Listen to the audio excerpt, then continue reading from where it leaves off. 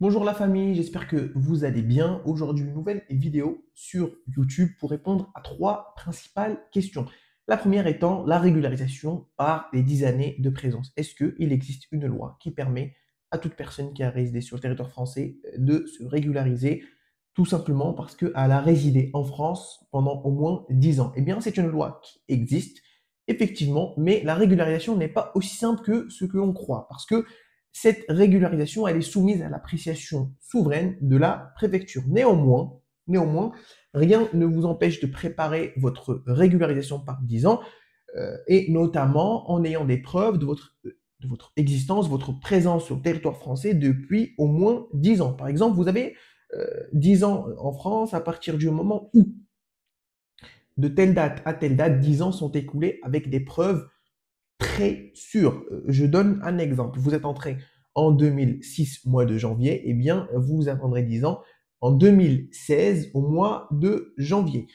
Il faut compter les 10 années à partir du moment où vous avez le premier justificatif de votre présence ici en France. Il faut au minimum, pour appuyer votre demande, justifier de au moins 3 justificatifs, ou du moins 3 preuves par année de votre présence. Ça peut être les impôts, ça peut être l'AME, ça peut être un certificat médical, une visite médicale ou une preuve en fait, qui soit, assez probante pour vous permettre de justifier votre présence sur X temps.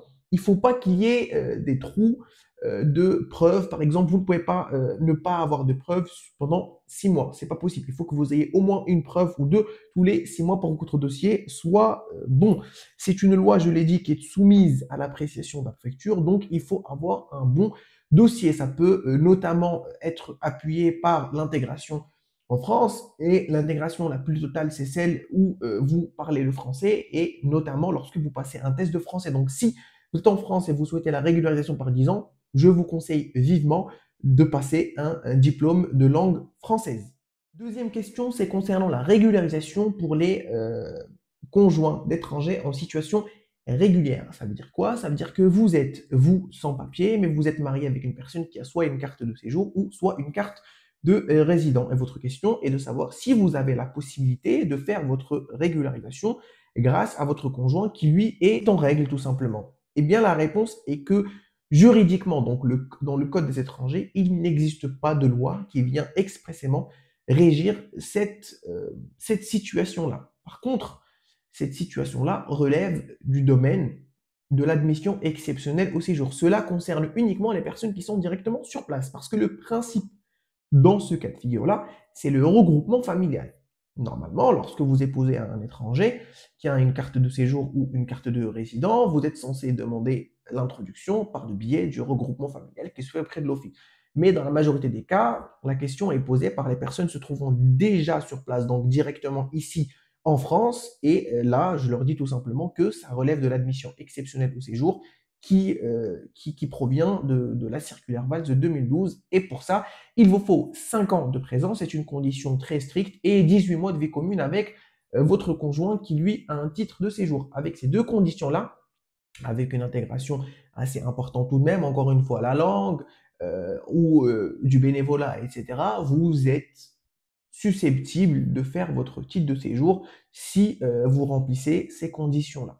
Troisième question, c'est à partir de quel moment le conjoint de français pourra avoir la carte de résident, donc la carte de 10 années?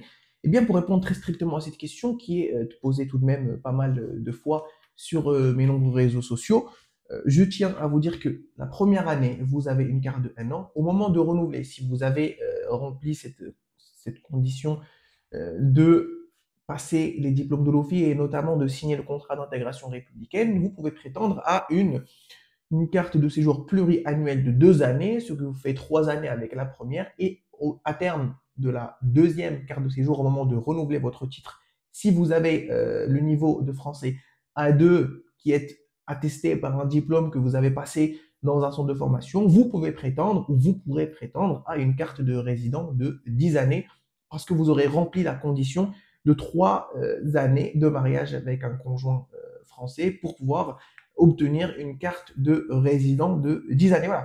J'espère avoir répondu à vos questions. N'hésitez pas à mettre en commentaire des questions qui pourraient faire l'objet d'une future vidéo. Bon courage à tous et à très vite pour une nouvelle vidéo.